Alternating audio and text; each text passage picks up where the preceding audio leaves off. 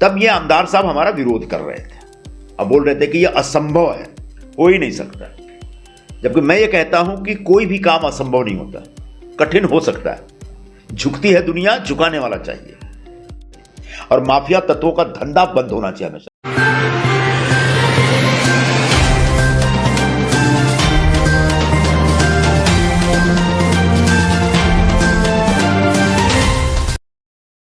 नमस्कार, मैं पूजा पांडे। आप देख रहे हैं मेट्रो दिनांक टीवी न्यूज। आइए देखते हैं आज की खास खबर। दिंडोशी में वन विभाग की जमीन पर बिजली पानी का सियासी संग्राम फिर हुआ तेज। संजय निरुपम का बड़ा बयान, झोपड़पट्टी वासियों को जल्द ही मिलेंगी मूलभूत सुविधाएं। मुंबई दिंडोशी विधानसभा का वन विभाग क्षेत्र, जहां पिछले 25 वर्षों से झोपड़पट्टी में रहने वाले लोग मूलभूत सुविधाओं के लिए तरस रहे हैं। न पानी की सुविधा, न शौचालय और न ही बिजली का कोई स्थायी कनेक्शन। इन हालातों में लोगों को मजबूरन माफियाओं से कई गुना दामों पर बिजली और पानी खरीदना पड़ रहा था। लेकिन इस मुद्दे ने पिछले कुछ महीनों से सियासी जंग का रूप ले लिया है। चुनाव के दौरान शिवसेना प्रवक्ता और पूर्व सांसद संजय निरुपम ने जनता से वादा किया था कि वे विधानसभा चुनाव में जीते या हारे, वह उनके घरों तक बिजली पहुंचाने की जरूर कोशिश करेंगे।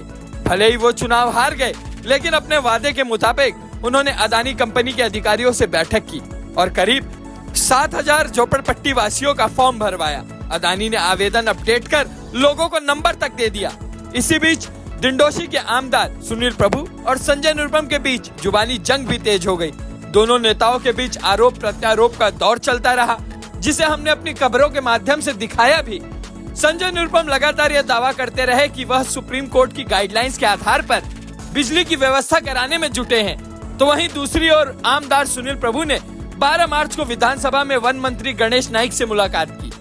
उन्होंने मांग रखी कि 1995 से 2011 तक वन विभाग क्षेत्र में रहने वाले लोगों को महाडा द्वारा घर दिए जाएं या फिर उन्हें मूलभूत सुविधाएं प्रदान की जाएं। इस पर वन मंत्री ने जवाब दिया कि वन विभाग के अधिकारी जांच करेंगे और उसके बाद ही कोई फैसला लिया जाएगा। इस मुद्दे पर जब हमारे संवाददाता ने संजय निरुपम से प्रतिक्रिया ली, तो उन्होंने आमदार सुनील प्रभु पर निशाना साधते हुए कहा कि जो काम वह पिछले 10 सालों से विधायक होने के बावजूद नहीं कर पाए, वह अब जब काम पूरा होने को आया है तो इसका श्रेय लेने की कोशिश कर रहे हैं। निरुपम ने कहा कि जब उन्होंने बिजली मीटर लगवाने का काम शुरू किया तो जनता को उनके खिलाफ भड़काने का प्रयास किया गया, उन पर तरह तरह के आरोप लगाए गए। लेकिन अब जब सब कुछ होने को आया है तो वन मंत्री को पत्र देकर क्रेडिट लेने की कोशिश किया जा रहा है। हालांकि इस राजनीतिक रस्साकसी के बीच राहत की बात तो यह है कि दिंडोशी के वन विभाग क्षेत्र में रहने वाले लोगों को जल्द ही मूलभूत सुविधाओं से जुड़ी अच्छी खबर मिल सकती है। अब यह देखना दिलचस्प होगा कि इस पूरे मामले में आगे क्या नया मोड़ आता है और लोगों को उनकी जरूरत की सुविधाएं कब तक मिलती हैं। अब आइए देखते हैं मेट्रो दिनांक टीवी न्यूज पर इस मामले में पूर्व सांसद संजय निरुपम ने क्या कुछ कहा इस रिपोर्ट में। नमस्कार दर्शकों, जैसा कि मैं बताना चाहता हूं कि नेशनल पार्क वन विभाग की जमीन पर बने जो झोपड़े हैं, आज कई वर्षों से लोगों को शिफ्टिंग नहीं हुआ था। लोग परेशान थे, उन्हें मूलभूत सुविधा से वंचित थे। मगर जिस समय चुनाव के दौरान पूर्व संसद और दिंडोशी विधानसभा में आमदार के चुनावी लड़ रहे थे, उस समय संजय निरुपम ने एक वादा किया था कि मैं चुनाव हारूं या जीतूं, मगर यहाँ पे जो लोग रहते हैं उनको मूलभूत सुविधाओं के लिए मैं लड़ाई लड़ूंगा। उन्होंने अपना वादा निभाते हुए उन्होंने ये लड़ाई शुरू किया और उसके बाद हद तक लगभग 7 से 8 हजार लोगों का फार्म बिजली के लिए मीटर दिलाने के लिए भराया। अब वहीं पे आमदार सुनील प्रभु ने वन मंत्री को लेटर दे करके गणेश नाइक जी को उन्होंने भी मांग किया है कि अब उन्हें भी मीटर देना चाहिए, मूलभूत सुविधा देना चाहिए। आइए हम जानने की कोशिश करते हैं संजय निरुपम साहब से कि इस पर क्या कुछ कहेंगे। 12 तारीख को, जैसा कि मैं बताना चाहता हूं, 12 मार्च को सुनील प्रभु साहब ने वन मंत्री को विधानसभा में एक लेटर दिया और बोले कि उनको मूल सुविधा देना चाहिए। आइए हम जानने की कोशिश करते हैं कि संजय निरुपम साहब क्या कुछ कहना, क्या साहब नमस्कार, क्या कुछ कहना चाहते हैं। जिस तरह से अभी सुनील प्रभु साहब एक समय वादा, मतलब हमने सवाल किया था हमारे ही चैनल पे, बोलते ये असंभव बात है, ये नहीं हो सकता है, मगर इस समय जब उन्होंने अभी लेटर देख करके मांगती है तो किस नजरिया से आप देखते हैं सर? देखिए, जो काम जीते हुए आमदार को करना चाहिए था वो हारा हुआ उम्मीदवार कर रहा था। और जब मैंने यह प्रयास शुरू किया कि डोंगर पर वन विभाग के जमीन पर रहने वाले तमाम झोपड़पट्टी वासियों के पास अपना बिजली का मीटर हो, इसके लिए मैंने अदानी इलेक्ट्रिसिटी वालों से बात की। मैंने कहा कि आप इनको मदद करिए और ये आपको सप्लाई करनी है। तो उन्होंने कहा कि भाई इनसे बोलिए या हमको निवेदन दे, हमको अपना फॉर्म भर के दे। हमने फॉर्म भरवाने का काम शुरू किया। जब हम लोग फॉर्म भरवा रहे थे और घर घर से लोग निकल करके अपने घर में मीटर लगेगा इस खुशी में लोग फॉर्म भर रहे थे, तो वो भी फ्री में, बगैर एक पैसा खर्चा किए, तब ये आमदार साहब हमारा विरोध कर रहे थे। अब बोल रहे थे कि ये असंभव है, हो ही नहीं सकता। जबकि मैं ये कहता हूं कि कोई भी काम असंभव नहीं होता, कठिन हो सकता है। झुकती है दुनिया, झुकाने वाला चाहिए। वहां के गरीब लोगों की बेसिक एमिनिटीज की जो आवश्यकता है वो उनकी एक बहुत ही मतलब जो डायर नेसेसिटी है, वो बहुत बड़ी आवश्यकता है उनकी। उनको बिजली और पानी मिलनी ही चाहिए और उसके लिए हमको प्रयास करना ही चाहिए। प्रयास में आप फेल हो सकते हैं या पास हो सकते हैं, लेकिन इस डर से आप प्रयास करने से पीछे नहीं उठ सकते। तो अब जब हमने 7-8 हज़ार लोगों के फॉर्म भरवा दिए और अदानी इलेक्ट्रिसिटी पे मैं पूरा प्रेशर डाले हुए हूँ कि आपने फॉर्म भर लिया है, अब उनको जितना जल्दी वो मीटर देने की प्रक्रिया शुरू करने के लिए जो भी आपको अनुमति चाहिए, जो परमिशन चाहिए कोर्ट की या सरकार की, उस काम में आप लगिए, क्योंकि वो काम मैं नहीं कर सकता, आपको करना पड़ेगा। और वो काम उन्होंने शुरू कर दिया है। तब हमारे उस विभाग के आमदार साहब जाके वन मंत्री गणेश नाइक जी से मिलते हैं और कहते हैं कि एक एक झोपड़े में मीटर लगना चाहिए, आप अनुमति दीजिए। बहुत अच्छी बात है, मैं उनका विरोध नहीं करूँगा, मैं उनका स्वागत करूँगा। ये उनकी जिम्मेदारी और ये हम सब की जिम्मेदारी है कि वहाँ के गरीब लोगों को पानी, बिजली, रास्ता, गटर, ये सारी बेसिक सुविधाएं देनी ही पड़ेगी आपको। क्यों? क्योंकि वहाँ पर जो झोपड़े हैं 2011 से पहले के जो झोपड़े हैं उसको सरकार भी मान्यता देती है, वो अवैध नहीं है। 2000 से पहले के झोपड़ों को तो वैध माना गया है।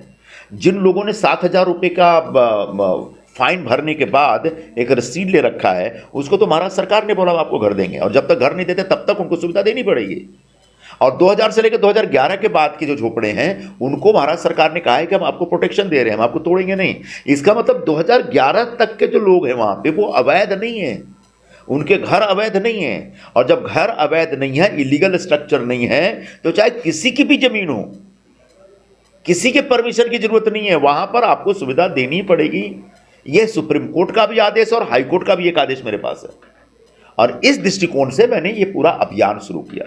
लेकिन चूंकि आमदार साहब के साथ जुड़े हुए बड़े पैमाने पर जो लोग हैं वो वहां पर बिजली और पानी अवैध तरीके से सप्लाई करने का एक पूरा माफिया नेटवर्क चलाते हैं। वो वहाँ के गरीब लोगों का शोषण करते हैं। लगभग 10 से 1,000 घर है वहाँ पे जिनको वो अदानी इलेक्ट्रिसिटी से बिजली लेके 5 रुपये 6 रुपये यूनिट पे इनको ये 20-20 25-25 रुपये यूनिट पे देते हैं। मतलब उनका धंधा चल रहा है। पानी का भी ऐसा ही हो, पानी का कनेक्शन उनका अपने पास है और आगे जो लोगों को पानी देते हैं अवैध तरीके से, उस पानी के वो पानी बहुत महंगा होता है और उस पर वो कमाई करते हैं। तो जो बिजली सप्लाई करने वाली कंपनी है उसको वो बिजली जो सप्लाई की जा रही है उसका पैसा नहीं मिल रहा है।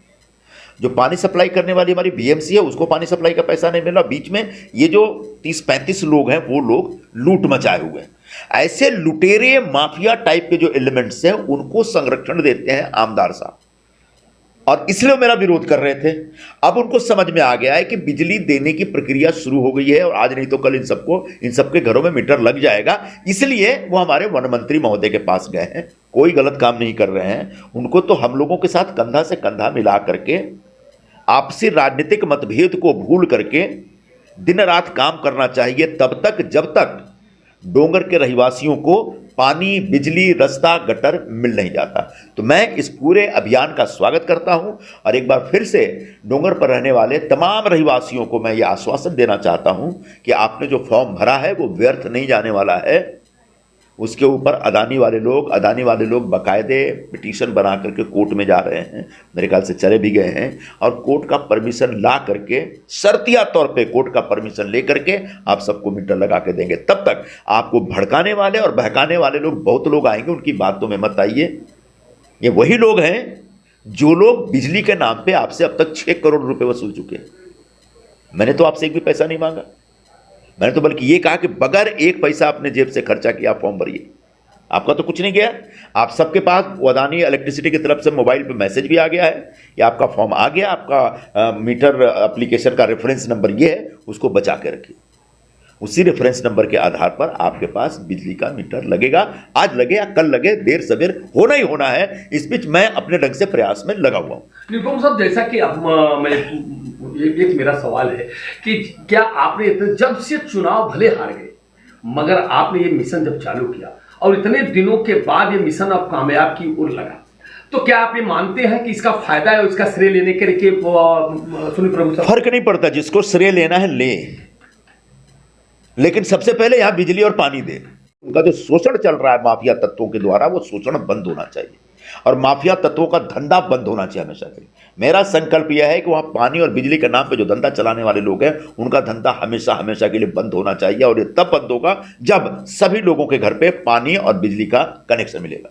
अच्छा साहब, मेरा ये कहना है कि जिस तरह से सुनील प्रभु साहब ने गणेश नाइक साहब से मिल करके उन्होंने एक लेटर दिया, क्या उसी प्रकार से आपने जो 7,000 लोगों से आपने फार्म भरवाया है और इतनी प्रयत्न किया है, क्या इसकी जानकारी है या आप भी संपर्क करके इसको सोने में सुहागा करने का? हमारे पास शुरू से एक विकल्प था कि हम वन मंत्री महोदय गणेश दादा नाइक से मिलूं। मेरे बहुत अच्छे मित्र हैं गणेश दादा, लेकिन मैं जानबूझ के अभी उनके पास नहीं गया हूं कि मैं चाह रहा था कि पहले कितने लोगों को बिजली चाहिए वो एप्लीकेशन आने दीजिए।